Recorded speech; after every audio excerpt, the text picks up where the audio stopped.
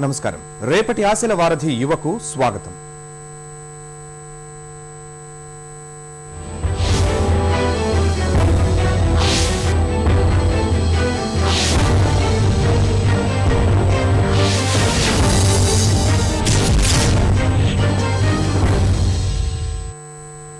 నల్లధనం గత ఎన్నికల ప్రధాన ప్రచారాస్త్రమైన అంశం. ఈ ఎన్నికల్లో మాత్రం ఆ విషయాన్ని పట్టించుకున్న వారే కరువు.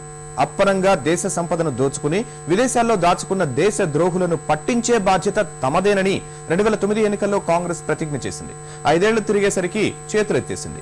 మహామహులు అనదగ్గ వారెందరో వేల కోట్ల రూపాయల నల్లధనాన్ని దేశ సరిహద్దులు దాటించారని ఎన్నో సంస్థలు వెల్లడించాయి. అందుకేనేమో పాలకుల మాటలు చేతలుగా మారలేదు. ఇకనైనా మార్పు రావాలంటే ఓటే మార్గం.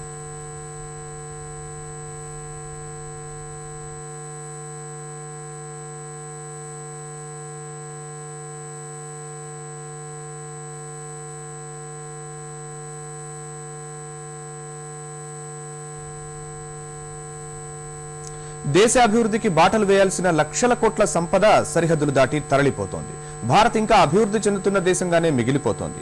అక్రమార్కులు, పన్ను ఎగవేతదారులు యథేచ్ఛగా జాతి సంపదను విదేశాల్లో దాచిపెడుతున్నారు. అక్రమాలను అడ్డుకోవలసిన నేతలే నల్లధన బకాసుర అవతారమెత్తడంతో వ్యవస్థలు జావగారిపోతున్నాయి. ఉరకలెత్తుతున్న యువరక్తం మాకేంటి అని చూస్తూ ఊరుకుంటుందా? నేతాగణాన్ని నిగ్గదీసి ప్రశ్నిస్తుందా?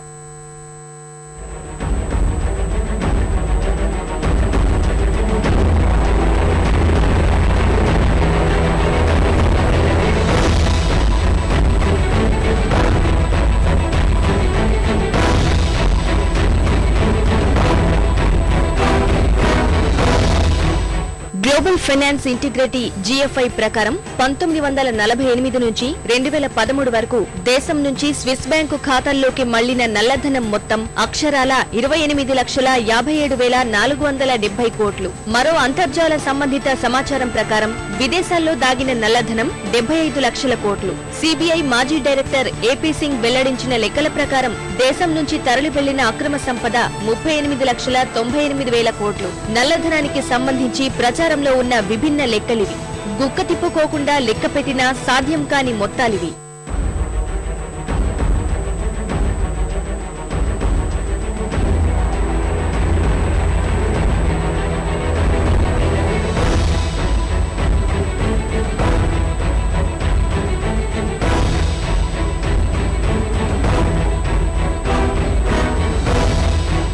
అక్రమ సంపాదన పరులు, పన్ను ఎగవేతదారులు విదేశాల్లో దాచే సొమ్మే నల్లధనం. ఈ డబ్బుకు సంబంధించిన వ్యవహారాలన్నీ అత్యంత గోప్యంగా జరుగుతాయి. నల్లధనానికి సంబంధించిన చిన్న ఆధారాన్ని కూడా స్విస్ బ్యాంకులు ఎట్టి పరిస్థితుల్లో బయటకు వెల్లడించవు. ఈ వెసులుబాటే అవినీతి పరులకు వరంగా మారుతోంది.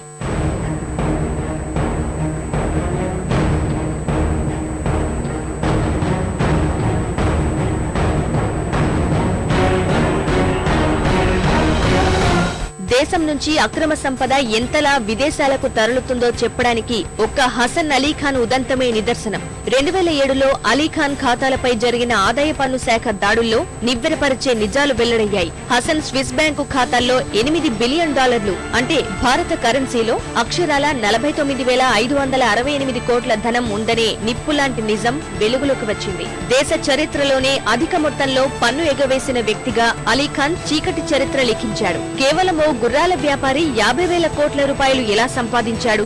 ఈ సొమ్మంతా అతడిదేనా? కాదు. అవినీతి పరులు, పన్ను ఎగవేసిన బడా పారిశ్రామికవేత్తల పాపపు సంపాదనకు హసన్ ఓ కాపలాదారుడు మాత్రమే. మరి ఇంత పెద్ద మొత్తంలో నల్లధనం వెనుక ఉన్న అవినీతి పరులు ఎవరు?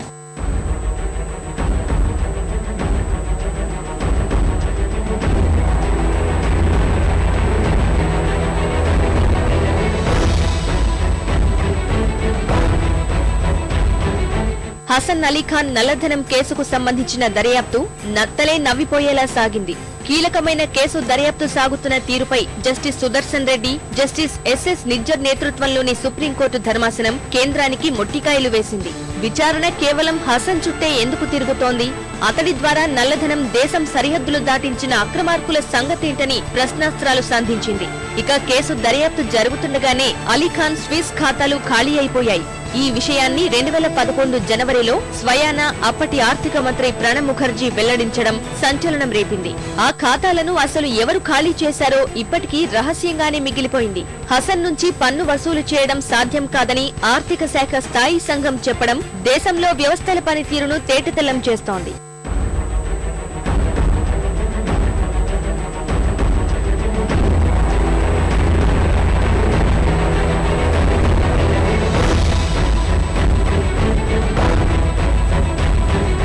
గ్లోబల్ ఫైనాన్స్ ఇంటిగ్రిటీ అంచనా ప్రకారం 2008 వరకు సరిహద్దులు దాటిన సంపద విలువ దేశ స్థూల జాతీయోత్పత్తిలో 16.6%. దేశం నుంచి తరలి వెళ్తున్న అక్రమ సంపద ఏటా 11.5% మేర పెరుగుతోంది. 2002 నుంచి 2006 మధ్య దేశం కోల్పోయిన సంపద అక్షరాల $16 బిలియన్. నల్లధనం దేశాన్ని ఆర్థికాంధకారంలో పడేస్తుంటే ఏలికలు మాత్రం నిమ్మకు నీరెత్తినట్లు వ్యవహరిస్తున్నారు. లంచాలు, పన్ను ఎగవేత, అక్రమ రవాణా, మనీ లాండరింగ్, గ్యాంబ్లింగ్ కు సంబంధించిన వ్యవహారాలు నల్లధనానికి మూలమవుతున్నాయి. దేశం దాటిపోతున్న నల్లధన ప్రవాహాన్ని ఆపగలిగితే సమాజాభివృద్ధికి అవసరమైన నిధులకు కొరతే ఉండదు. అవినీతి, నల్లధనం తోడుదొంగల్లాంటివి. ఒకదాన్ని అంతం చేస్తే మరోటి దానంతటదే నాశనమైపోతుంది. నల్లధనాన్ని అరికట్టడంలో రాజకీయ పార్టీలకు చిత్తశుద్ధి కరవైంది. కఠిన చర్యలు చేపడితే తమ అవినీతి మేతాగణాల భవిష్యత్తు ఏమవుతుందనే భయంలో కూరుకుపోయాయి. దేశాన్ని పీడిస్తున్న సమస్యపై భయంకరమైన మౌనాన్ని దాల్చి భావితరాల గొంతుకొస్తున్నాయి. నల్లధనాన్ని వెనక్కి రప్పించాల్సిందేనని నాయకులకు నిర్దేశించడం యువత బాధ్యత కాదా? దేశం దాటిపోతున్న అపార సంపదను అడ్డుకోవాలంటే ఏం చేయాలి? అభివృద్ధి పథంలో నడవాల్సిన దేశాన్ని అధపాతాళానికి తోసేస్తున్న నల్లధనాన్ని అరికట్టాలంటే పార్టీలకు చిత్తశుద్ధి అవసరం. కఠిన చట్టాలు చేస్తామనే మాటలతో సరిపెట్టకుండా చేతల్లో చూపాలని అనంతపురం శ్రీకృష్ణదేవరాయ విశ్వవిద్యాలయ యువత స్పష్టం చేస్తోంది. నల్లధనం దేశ ఆర్థిక వ్యవస్థను ఎలా చిన్నాభిన్నం చేస్తుందో ఇప్పటివరకు మనం తెలుసుకున్నాం. అంతేకాదు సమాజంలో పేద ధనిక మధ్య తారతమ్యాన్ని మరింతగా పెంచి పోషించేందుకు కూడా ఈ నల్లధనం ప్రధాన కారకంగా చెప్పుకోవాలి. ఆర్థిక నేరగాళ్లు ప్రస్తుత రాజకీయ వ్యవస్థను శాసిస్తున్న తరుణంలో ఆ నల్లధనాన్ని ఇతర దేశాల నుంచి తెప్పించి ఇక్కడ ప్రజోపయోగ కార్యక్రమాలకు ఎలా ఉపయోగించవచ్చో, అలాగే పటిష్టమైన చట్టాలపై చదువుకున్న విద్యావంతులు ఏమంటున్నారో యూనివర్సిటీలో తెలుసుకునే ప్రయత్నం చేద్దాం. మనకు స్వతంత్రం వచ్చినప్పటి నుంచి ఇప్పుడు దాకా మన దేశం నుంచి విదేశాలకు తరలి వెళ్ళిన బ్లాక్ మనీ 73 లక్షల కోట్లు. ఈ 73 లక్షల కోట్ల బ్లాక్ మనీని మన దేశానికి స్వచ్ఛందంగా తిరిగి రప్పించే విధంగా ఈ రోజు దేశంలో ఉన్న ప్రతి నేషనల్ పార్టీస్ వాళ్ళ మేనిఫెస్టోలో ఈ బ్లాక్ మనీ అనేది ప్రధాన అంశంగా, ఈ బ్లాక్ మనీని మన దేశానికి తెప్పించడానికి వాళ్ళు ఏ విధమైనటువంటి కృషి చేస్తారో ఖచ్చితంగా ఈ రోజు వాళ్ళు చెప్పాల్సిన పరిస్థితి. ఈ బ్లాక్ మనీ మొత్తం మన దేశానికి తిరిగి వస్తే ప్రపంచ ప్రఖ్యాతిగాంచిన హార్వర్డ్ లాంటి యూనివర్సిటీలు 500 యూనివర్సిటీలు మన దేశంలో తయారు చేయొచ్చు. కొన్ని కోట్ల రూపాయలు ప్రజాధనాన్ని దోచుకొని నల్లధనంగా మార్చుకొని ఈరోజు ఎన్నికల్లో ఖర్చు పెట్టడం జరిగింది. ఈరోజు ప్రజలను మొబ్బే పెట్టడం గవర్నమెంట్, కాంగ్రెస్ గవర్నమెంట్ ఇప్పుడు గతంలో చూసుకుంటే 2G ప్రకటన కానీ అనేక కుంభకోణాలు, బొగ్గు కుంభకోణం, ఇలా అన్ని ప్రజల సొమ్ముని దోచుకొని నల్లధనంగా ఇతర దేశాల్లో వేలాది కోట్ల రూపాయలు పెట్టుబడులు పెట్టడం జరిగింది. వీటి తెర వెనక ఎవరెవరు ఉన్నారో, ఎవరెవరు హస్తాలు ఉన్నాయనేది దానిపైన విచారణ చేసి దీనిపైన కొన్ని ప్రత్యేక చట్టాలు కూడా తీసుకురావాలని ఈరోజు మేము కోరడం జరుగుతుంది. మరి నల్లధనానికి సంబంధించినటువంటి బ్లాక్ మార్కెటింగ్ సంబంధించినటువంటి ఏవైనా చట్టాలు బలంగా చేసి ఆ పేరుకుపోయినటువంటి లక్షల కోట్ల డబ్బును నల్లధనాన్ని ఇండియాకి తిరిగి తీసుకొచ్చే విధంగా రాజకీయ వ్యవస్థ అనేది రావాలి. అటువంటి రాజకీయ వ్యవస్థ వచ్చిన రోజే కొంతవరకు మనం సమాజంలో నీతి నిజాయితీని పెంపొందించగలిగిన వాళ్ళం అవుతాం. సామాన్యునికి ఈ నల్లధనం నుంచి చాలా నష్టాలు జరుగుతున్నాయి. ఈ నల్లధనాన్ని ఖచ్చితంగా రాబోయే ప్రభుత్వాలు మన దేశానికి రప్పించి వాటన్నిటిపైన ఖచ్చితమైన మరలా అలాంటి పొరపాట్లు జరగకుండా విదేశాలకు ఈ నల్లధనాన్ని ఎంపీలు కానీ, ఎమ్మెల్యే కానీ, మినిస్టర్లు కానీ వీళ్ళు విదేశాలలో బ్యాంకుల్లో కోట్లు దాస్తున్నారు. కాబట్టి దీనిపైన ఉద్యమాలు చేసినప్పుడు కాస్త స్పందిస్తారు. మళ్ళీ దీనిపైన ఎలాంటి స్పందన లేదన్నమాట. కాబట్టి రేపు పొద్దున రాబోయే ప్రభుత్వాలు ఖచ్చితంగా ఇలాంటి ఈ బ్లాక్ మనీని విదేశాలకు వెళ్లకుండా దీనిపైన కఠినమైన చట్టాలు తీసుకొని వచ్చి అలాంటి వారిపైన కఠినమైన చర్యలు తీసుకొని సామాన్యానికి రక్షణ కల్పించాలని కోరుతున్నాం. నల్లధనాన్ని తీసుకొస్తే మన భారతదేశము అన్ని రాష్ట్రాలతో కానీ అన్ని దేశాలతో పోల్చుకుంటే అగ్రగమ్యంగా ఉంటుంది. భవితకు ఉపాధి కానీ అన్ని కల్పించడానికి అవకాశం ఉంటుంది. కాబట్టి ఈ యొక్క రాజకీయ పార్టీలు ఆర్థిక నేరాలు చేసిన వాళ్ళకి పార్టీ టికెట్లు ఇవ్వకుండా మంచిగా ప్రజా సంక్షేమానికి ఇది యొక్క సీట్లు ఇచ్చి విద్యార్థులుగా మేము వాళ్ళకి ఓట్లు గెలిపించి భారతదేశ అభివృద్ధి పదంలో నడిపించడానికి మీ విద్యార్థులుగా మా యొక్క సాయశక్తులా మేము పాటుపడతామని కోరుతున్నాం. ఈ ఆర్థిక నేరగాళ్లను ఓడించాల్సిన తప్పనిసరిగా ఉంది. ఎందుకంటే వీళ్ళు గెలిచిన తర్వాత ప్రజలకు సహాయం చేస్తామని వాగ్దానం ఇస్తారు, కానీ వాళ్ళు డెవలప్ కావడానికి ప్రయత్నించి వాళ్ళ డబ్బంతా వేరే ఇండియాలో దాచుకుంటే కనబడుతుందని వేరే దేశాల్లో దాచేస్తున్నారు. కాబట్టి అలాంటి వారు ఎన్నికల్లో గెలవడం వల్ల మనం డెవలప్ అనేది తగ్గిపోతుంది. వాళ్ళే పెంచుకుంటారు. కాబట్టి అలాంటి వాళ్ళని తప్పకుండా ఓడించాలి. అటువంటి వాళ్ళకి రాజకీయాల్లో చోటు అనేది వాళ్ళు రానికుండా చేయాలి. రాజకీయ నాయకులు, పెట్టుబడిదారులు కుమ్మక్కై మరి ఈ నల్లధనంతోనే ప్రజలను కేవలం ఓట్లప్పుడు ఆ డబ్బును ఉపయోగించి వాళ్ళను ఓట్లను కొని వాళ్ళను అపహాస్యం చేసే పరిస్థితి ఏర్పడింది. కాబట్టి ఈ ఎన్నికల సమయంలో ప్రజలు కూడా ఆలోచించుకొని మరి ఎవరైతే సమర్థవంతంగా అవినీతికి వ్యతిరేకంగా పోరాటం చేసి మరి ఈ నల్లధనాన్ని తీసుకొచ్చి ఆ ధనాన్ని ప్రజా ప్రయోజనాల కోసం ఉపయోగిస్తారో వాళ్లకు ఓటేసి గెలిపించాలని చెప్పేసి నా అభిప్రాయం. ఆ చెడ్డకోతి వనమల్ల చరిసిన సూక్తిని నల్లధనం విషయంలో రాజకీయ నాయకులకు వర్తింపచేస్తున్నారు ఉన్నత విద్య చదువుతున్నటువంటి విద్యార్థులు. ఈ నల్లధనం నియంత్రణకు పటిష్టమైన చట్టాలు తీసుకొని రావాల్సిన అవసరాన్ని వారు గుర్తు చేస్తున్నారు. అదే సమయంలో విదేశాల్లో మూడుతున్నటువంటి నల్లధనాన్ని తీసుకొచ్చి దేశంలో ప్రజోపయోగ కార్యక్రమాలకు వినియోగించాలని సూచిస్తున్నారు. దీనికి సంబంధించినటువంటి కార్యాచరణను అన్ని రాజకీయ పార్టీలు తమ మేనిఫెస్టోలో చేర్చాలని చెప్పి కూడా వారు డిమాండ్ చేస్తున్నారు. ఎస్కే నుంచి కెమెరామెన్ నారాయణతో పూర్ణచంద్రశేఖర్, ఈటీవీ న్యూస్, అనంతపురం. నల్లధనంపై ఆదిలాబాద్ డైట్ కళాశాల విద్యార్థినుల మనోభిప్రాయం. వేల కోట్లు సంపాదించడానికే రాజకీయాల్లోకి వస్తున్న మేతాగణాలు స్విస్ బ్యాంకుని దేశ ఆర్థిక రాజధానికి మార్చేస్తున్నారు. జన శ్రేయస్సుకు ఉపయోగపడాల్సిన సొమ్ముని నల్లధనంగా మార్చుతున్నారు. ప్రజల ఓటుతో గద్దెనెక్కి ప్రజాకంటకులుగా మారుతున్న అక్రమార్కులను సాగనంపితేనే జాతికి నల్లధనం పీడ విరగడవుతుందంటున్నారు ఆదిలాబాద్ డైట్ కళాశాల విద్యార్థినులు. ఏ దేశమేగినా ఎందుకాలీడినా పొగడరా నీ తల్లి భూమి భారతిని, నిలపరా నీ జాతి నిండు గౌరవం అంటారు. ఇది ఒకప్పటి మాట. మరి నేడు ఏ దేశమేగినా ఎందుకాలీడినా చెప్పరా నీ దేశ అప్పు భారతాన్ని అనాల్సిన దుస్థితి ఏర్పడింది. కారణం అవినీతి, రాజకీయ అవినీతి. నల్లధనాన్ని కేంద్రంగా స్విచ్ బ్యాంకు నిలుస్తుంది.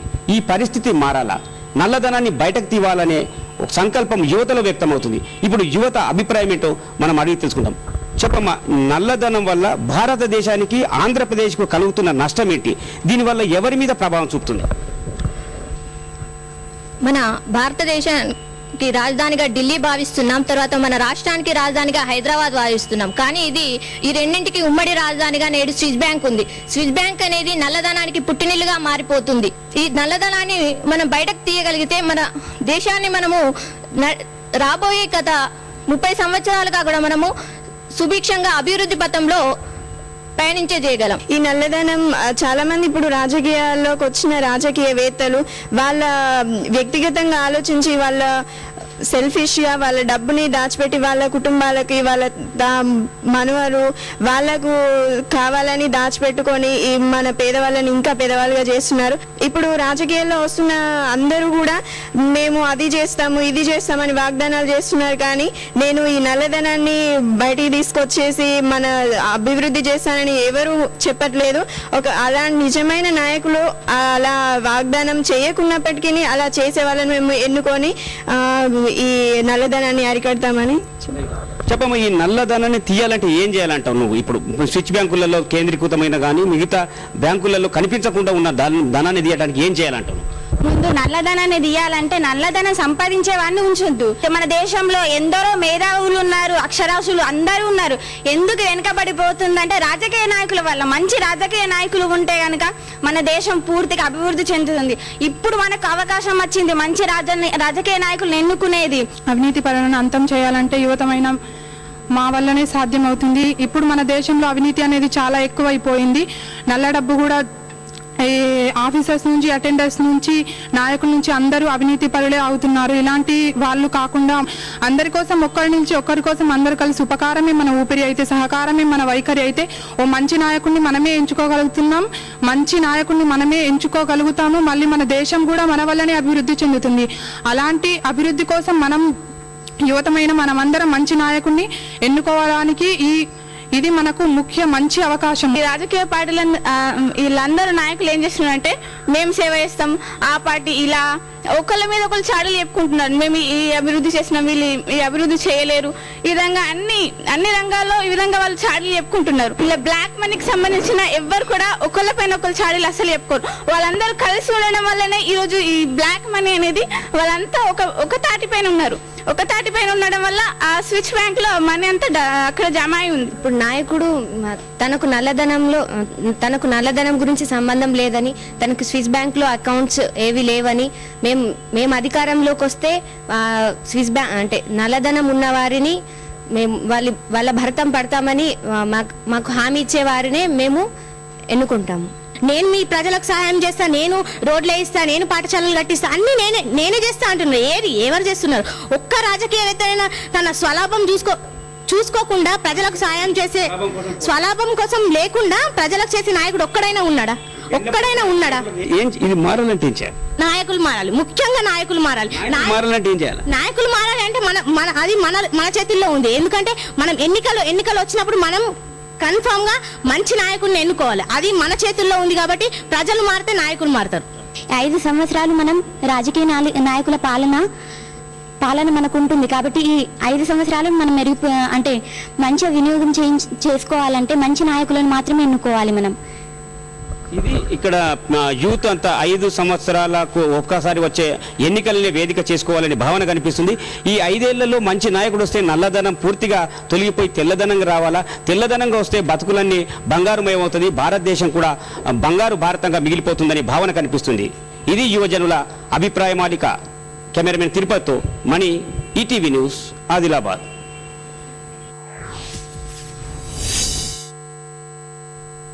దేశాన్ని పట్టుపీడిస్తున్న నల్లధనంపై ఆంధ్ర విశ్వవిద్యాలయం పీహెచ్డీ విద్యార్థుల స్పందన ఇది. స్విస్ బ్యాంక్ నుంచి అమౌంట్ తీసుకొచ్చినట్టయితే అది ప్రభుత్వం అనేది జప్తు చేసుకొని దాన్ని అవసరాల కోసం లేకపోతే ఈ చదువు మీద లేకపోతే వ్యవసాయం మీద పరిశ్రమల మీద అనేక మీద పెట్టుంటే చాలా అసలు ఆంధ్రప్రదేశే కాదు భారతదేశం ముందడుగుంటుంది. వాళ్ళ రాజకీయ ఎదుగుదల కోసం అక్రమంగా సంపాదించిన దాన్ని భారతదేశంలో పెట్టుబడి పెట్టకుండా విదేశాల్లో స్విస్ బ్యాంకుల్లో మురుగుతుంది వాళ్ళ ధనాన్ని. ఆ ధనాన్ని రిలీజ్ చేయడం కోసం కేంద్ర ప్రభుత్వం కానీ లేదా రాష్ట్ర ప్రభుత్వం కానీ ముందు కృషి చేయాలి. ప్రపంచ బ్యాంకు నుంచి అనేక కోట్లాది రూపాయలు అప్పు తీసుకొస్తున్నారు. అప్పు తీసుకొచ్చి దానికి వడ్డీలు కట్టడానికి సరిపోతుంది. కానీ మన దేశం ఉన్న బడాబాబుల దగ్గర ఉన్న ముడుగుతున్న నల్లధనాన్ని తీసుకొచ్చినట్లయితే మన ఆర్థిక వ్యవస్థని త్వరితగతిన అభివృద్ధి చేయడానికి అవకాశం ఏర్పడుతుంది. అదే బ్లాక్ మనీని తీసుకొచ్చి మన యొక్క ఆంధ్రప్రదేశ్లో కానీ ఉన్నటువంటి దీంట్లో కానీ ఉపయోగించినట్లయితే ప్రజెంట్ ఇబ్బందులు పడుతున్న నిరుద్యోగులు కానీ పేద విద్యార్థులైన పేద ప్రజలైన వాళ్ళు దాన్ని తక్కువ కాస్ట్కి రైస్ అనగా కానీ ఏవైనా నిత్యావసర సరుకులు కానీ కొనుక్కోవడానికి బాగుంటుంది. రూపాయి విలువ తగ్గిపోవడానికి కారణం ఏంటంటే మనము కొన్ని వాటిని దిగుమతి చేసుకుంటున్నాం. సో ఈ దిగుమతి చేసుకోవడానికి కారణం ఏంటి? మన దగ్గర టెక్నాలజీ లేకపోవడం. సో ఆ టెక్నాలజీని డెవలప్ చేసుకోవాలంటే కొన్ని వేల కోట్లు ఖర్చు అవుతుంది. ఈ వేల కోట్లు ఖర్చు అవడానికి ఈ డబ్బులన్నీ ఎక్కడ ఉంటున్నాయి? మనకి అన్నీ వెళ్ళి స్విస్ బ్యాంకులో ఉంటున్నాయి. అదే కనుక ఆ డబ్బులు వస్తే మనం టెక్నాలజీని డెవలప్ చేసుకోవచ్చు. పూర్తిగా కరెన్సీ నోట్లని వాడకుండా ఉంచుకుంటా వాళ్ళకి పాన్ కార్డ్ టైపు ఒక నెంబర్ కోడింగ్ ఇచ్చి ప్రతి వాడికి ప్రతి వ్యక్తికి కొనేటప్పుడు కానీ అమ్మేటప్పుడు కానీ ఆ పర్టికులర్ కోడ్ ద్వారా ట్రాన్సాక్షన్ చేసేటట్టు ఉంటే ఇంకా బ్లాక్ మనీకి అవకాశం ఉండదని నేను భావిస్తున్నా. పన్నుల విధానంలో మార్పు, రాజకీయ పార్టీలో పారదర్శకతే నల్లధనం తరలింపునకు అడ్డుకట్ట వేస్తుందని నిపుణులు అభిప్రాయపడుతున్నారు.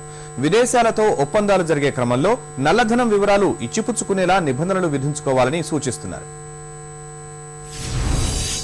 మెంబర్స్ ఆఫ్ పార్లమెంట్ ఉంటారు కదా, వాళ్ళు ఎఫిడవిట్స్ ఫైల్ చేయాలి. వాళ్ళ తాలూకు బ్యాంక్ అకౌంట్స్ వాళ్ళ తాలూకు అన్నీ కూడా వాళ్ళు డిక్లేర్ చేయాలి. నేను చూసింది ఏంటంటే కొంతమంది పార్లమెంట్ మెంబర్లు వాళ్ళ ఎఫిడవిట్లో ఈ ఆఫ్షోర్ అకౌంట్స్ విదేశీయుల్లో ఉన్నటువంటి అకౌంట్స్ వాళ్ళు డిక్లేర్ చేయలేదు. ఆ లంచం మనీ అంతా బయటకు వెళ్ళిపోతుంది. ఇప్పుడు జార్ఖండ్లో ఎంతో డబ్బు ఇండోనేషియా మిగిలిన ప్రాంతాల్లో ఇన్వెస్ట్ చేశారని, నైజీరియాలో కూడా ఇన్వెస్ట్ చేశారని, ఆ డబ్బు అక్కడ ఇన్వెస్ట్ అవుతుంది. దానివల్ల మనకి లాభం లేదు. అటువంటి దీనికి ఒక కారణం ఏంటంటే మన టాక్సేషన్ విధానాలు కూడా మారాలి. తర్వాత మనకి కాంపిటీషన్ బాగా ఉండాలి. ఇప్పుడు మన బాక్సైట్ మైనింగ్ లీజెస్ ఇచ్చారు, ఎక్కడ కాంపిటీషన్ లేదు. ఎవరైనా పిలవడం, నాకు నచ్చిన వాడికి ఇవ్వడం. మీరు తీసుకోండి, ఇక్కడ ఈ జిందల్ కానీ ఏమైనా సరే ఆండ్రాయిడ్ కానీ ఎక్కడ కూడా కాంపిటీషన్ లేదు. సో మన భారతదేశంలో మనం నిజంగా ఫస్ట్ థింగ్ ఏం చేయాలంటే ఒకటేమో కాంపిటీషను, రెండవది ట్రాన్స్పరెన్సీ. ఇప్పుడు ఒక పొలిటికల్ పార్టీ కూడా సమాచార హక్కుల చట్టం పరిధిలోకి రావడానికి ఒప్పుకోవడం లేదు. ఎందుకు? వాళ్ళ తాలూకు లావాదేవీలు తెలుస్తాయని. ఎందుకు రాకూడదు? మన పొలిటికల్ పార్టీస్ అని పబ్లిక్ మనీ యూజ్ చేస్తున్నారు. మరి అసలు మనకు ఉన్నటువంటి ప్రైవేట్ కంపెనీస్ భారతదేశంలో 80% డబ్బు అంతా పబ్లిక్ ఫైనాన్షియల్ ఇన్స్టిట్యూషన్స్ డబ్బు యూజ్ చేస్తున్నారు. వాళ్ళందరూ సమాచార హక్కు చట్ల పరిధిలో వస్తే, ట్రాన్స్పరెన్సీ వస్తే, వాళ్ళందరూ కాంపిటీషన్ ఒకరితో ఒకరు కంపీట్ చేస్తే అప్పుడు కొంతవరకు కాస్ట్ తగ్గుతుంది, లంచగొడితనం తగ్గే అవకాశం ఉంది. బ్లాక్ మనీ అనేది వేరే రూట్లో రావడం వల్ల మన గ్రోత్ పడిపోతుంది. ఆ బ్లాక్ మనీ కానీ ఒక బ్లాక్ ఎకానమీ అనేది మనకు ఉన్నటువంటి ఎకానమీకి ఇంకా పెద్దది బ్లాక్ ఎకానమీ. అక్కడ ప్యారల్ ఎకానమీ అది ఎక్కడ కూడా మన పై దేశాల్లో పెట్టడం వల్ల మనకి దానివల్ల లాభం లేదు. అది కానీ ఇక్కడ ఇన్వెస్ట్ చేసి మన ఆరోగ్య పథకాల మీద, ఉపాధి పథకాల మీద, వాటి మీద పెడితే ఇక్కడ మన టాక్సేషన్ తగ్గుతుంది, ప్రజల మీద భారం తగ్గుతుంది. ఈ తాలూకు బెనిఫిట్స్ రావడం వల్ల ఇన్ఫ్లేషన్ తగ్గడం. అంటే బ్లాక్ మనీ అంటే కూడా ఒకటేంటంటే మన తాలూకు అగ్రిమెంట్స్ మారిషస్తోనూ అలాగే స్విట్జర్లాండ్తోనూ, ఆ అగ్రిమెంట్స్లో మా తాలూకు డబ్బు ఏమైనా ఉంటే మీరు మాకు డిక్లేర్ చేయాలి, అలాగే మీ డబ్బు మా దగ్గర ఉంటే మేము డిక్లేర్ చేస్తాం. అసలు నేను చాలా వినది ఏంటంటే అసలు కొంతమంది రాష్ట్ర ముఖ్యమంత్రులు కూడా ఒక విదేశాలే కాదు, ఇప్పుడు హర్యానా నుంచి ఎవరో ఒక పొలిటికల్ లీడరు ఆంధ్రప్రదేశ్లో హోటల్లో ఆయన ఇన్వెస్ట్ చేస్తాడు, ఎందుకంటే ఈ విషయం అక్కడ తెలియదు. అలాగే ఉత్తరప్రదేశ్ అతను అక్కడ గోవాలో చేస్తాడు. ఇలాగా ఇక్కడ భారతదేశంలో చాలా బ్లాక్ మనీ ఉంది ఇక్కడ, అలాగే పై దేశాల్లో ఉంది. అసలు ఇప్పుడు మీరు ప్రతి స్కామ్లో కూడా మీకు అందులో ఈ మారిషస్ లాంటి దేశాల్లో అకౌంట్స్ అన్ని కనిపిస్తున్నాయి, పెద్ద ఎత్తున కనిపిస్తున్నాయి. సో ఆ డబ్బు తీసుకోవాలంటే నేను ఇప్పుడు మారిషస్తో మనకి ట్యాక్స్ అవాయిడెన్స్ ట్రీటీ అని ఉంది, అది మార్చాలి. అది మరి యూపీఏ గవర్నమెంట్లో మొదలు పెట్టారు ఆ పని, అది సుప్రీంకోర్టు వరకు వెళ్ళింది. ఈ నల్లధనం కేసు సుప్రీంకోర్టు వెళ్తే సుప్రీంకోర్టు అడిగారు మీరు ఏం చేస్తున్నారని. దానికి జవాబుగా గవర్నమెంట్ మొదలుపెట్టారు. ఏదో ప్రజల తాలూకు ఒత్తిడి రావడం వల్లే కానీ వాళ్ళంతటి వాళ్ళు చేసింది కాదు. ఇందులో చాలా ముఖ్యమైనటువంటి విషయం ఏంటంటే ఒక కంపెనీలే కాదు, కంపెనీని ఆడిట్ చేసే ఆడిటర్లు, కంపెనీని రేట్ చేసే రేటింగ్ ఏజెన్సీస్, ఇవన్నీ కూడా ఈ ట్యాక్స్ హ్యావెన్స్లో వాడుకున్నాయి. అది ఏమవుతుంది? ఇప్పుడు వీళ్ళు ఒక కంపెనీని ఆడిట్ చేసే ఆడిటర్కి వీళ్ళకి సంబంధం, అలాగే ఆ రేటింగ్ చేసే రేటింగ్ ఏజెన్సీకి వీళ్ళకి సంబంధం. దానివల్ల ఏమిటంటే ప్రజలకి, ఇన్వెస్టర్స్కి, షేర్ హోల్డర్స్కి ఎటువంటి ఇన్ఫర్మేషన్ రాదు. అందువల్ల పెద్ద పెద్ద స్కామ్లు మన భారతదేశంలో కాదు, ప్రతి దేశంలో కూడా, అమెరికాలో కూడా ఇటువంటి అవుతున్నాయి. అంటే ఇక్కడ పన్నుల విధానాలు కూడా రెండు రకాలు ఉన్నాయి, ప్రత్యక్ష పన్నులు, పరోక్ష పన్నులు. ఈ ప్రత్యక్ష పన్నుల ద్వారా ఏమవుతుందంటే ఈక్వాలిటీ కూడా వస్తుంది. గవర్నమెంట్కి ఆదాయం రావడం కాకుండా అందరూ పన్ను పే చేయరు, శక్తి ఉన్నవాడే పే చేస్తాడు, శక్తి ఉన్నవాడు అధిక శక్తి ఉన్నవాడు ఎక్కువగా పే చేస్తాడు. కానీ ప్రభుత్వం ఏం చేస్తుందంటే ఈ ప్రత్యక్ష పన్ను విధానం మీద ఎక్కువ ఆధారపడి పరోక్ష పన్ను మీద ఎక్కువ ఆధారపడి, పరోక్ష పన్ను ఏంటంటే వస్తువు మీద పడుతుంది కాబట్టి అందరూ కూడా కడుతుంటారు. అంటే అందరూ కాబట్టి దాని క్వశ్చనింగ్ ఉండదు కాబట్టి ప్రభుత్వం దాని మీద ఎక్కువ ఆధారపడుతుంటుంది. దీనివల్ల ఏంటంటే మనకి బ్లాక్ మనీ అనేది పెరిగిపోతుంది. అంటే ప్రభుత్వం ఏంటంటే బ్లాక్ మనీ తగ్గించాలంటే ఈ ప్రత్యక్ష పన్నుల మీద ఎక్కువగా ఆధారపడాలి, అప్పుడే మనకి దేశం. ఇది విదేశాల్లో అలా జరుగుతుంటుంది, మన దేశంలో మాత్రం పరోక్ష పన్నుల మీద ఎక్కువగా ఆధారపడతాం. ఇప్పుడు రాజకీయ నాయకులే మరి అంత ధనికులైనప్పుడు వాళ్ళ ధనాన్ని ఎలా కాపాడుకోవాలి అనేది వాళ్ళకి ఇంట్రెస్ట్ ఉంటుంది. కాబట్టి నిజంగా రాజకీయంగా చిత్తశుద్ధి లేకపోవడం వల్లనే మనం ఈ నల్లధనాన్ని నియంత్రించలేకపోతున్నాము అని అనుకుంటున్నాను. నిజంగా రాజకీయ సంకల్పం గల నాయకులు కానీ వస్తే దేశం పట్ల పూర్తి అంకిత భావంతో సమాజ క్షేమం కోసం, ఆర్థిక వ్యవస్థను మెరుగుపరచడం కోసం పూర్తి దృఢ సంకల్పంతో రాజకీయ చిత్తశుద్ధి కలిగి ఉంటే తప్పకుండా దీన్ని నియంత్రించవచ్చు అని నేను భావిస్తున్నాను. కరెన్సీని మార్చడం ద్వారా లేదా ఫలానా టైం వరకు ఉన్న కరెన్సీ అంతా చల్లదు, దీన్నంతా తీసుకొచ్చి సబ్మిట్ చేయండి, చేసి ఇంకో కరెన్సీ తీసుకోండి అని ప్రభుత్వం అలాంటి విధానాలు తీసుకొస్తూ ఉంటే దాని ద్వారా ఈ నల్లధనాన్ని నియంత్రించడానికి అవకాశం ఉంటుంది అని అనుకుంటున్నాను. నిర్భయ చట్టం పౌర సమాజం యొక్క ఒత్తిడి వలన వచ్చిందని మనం చెప్పొచ్చు. అదేవిధంగా పౌర సమాజం బాగా అవగాహనకు పెంచుకొని పౌర సమాజం కానీ నల్లధనం మీద పోరాటం చేసినట్టుగా అయితే తప్పకుండా అది విజయం సాధిస్తుంది అని చెప్పి నేను భావిస్తున్నాను. ఓటు హక్కుపై యువత మనోగతం ఇప్పుడు చూద్దాం. ప్రజల్లో ఫస్ట్ చైతన్యం వస్తే తప్పుడు రాజకీయాలు అన్నీ పోతాయి. నెక్స్ట్ స్వాభిమానం కోసం చేసిన ఇంతవరకు రాజకీయ కుట్రలన్నీ తుడిచివేసేయాలంటే దానికి చేసే ఒక్క శక్తి స్టూడెంట్స్లోనే ఉంది. మీరు దయచేసి ఇలాంటి చెత్త రాజకీయ నాయకులకి దయచేసి ఓటు వేయకండి. ఎవరైతే ప్రతి ఒక్కరు ప్రజల కోసం పాటుపడే వ్యక్తి ఎవరైతే ఉన్నారో ఏ పార్టీ కానీ ఇప్పుడు నేను ఫ్రాంక్గా మాట్లాడే ప్రతి ఒక్కరికి చెప్పదలుచు ప్రజలకు కూడా చెప్పదలుచుకుంది ఒకటే, ఒక్క ఓటు అనేది మీ జీవితాలు నిలబడుతుంది.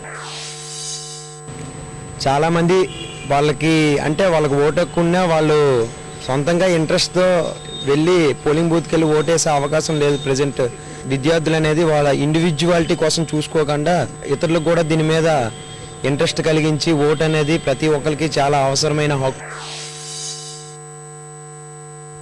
ఇప్పుడు చిన్న విరామం, ఆ తర్వాత ఘంటారావం ప్రసారం.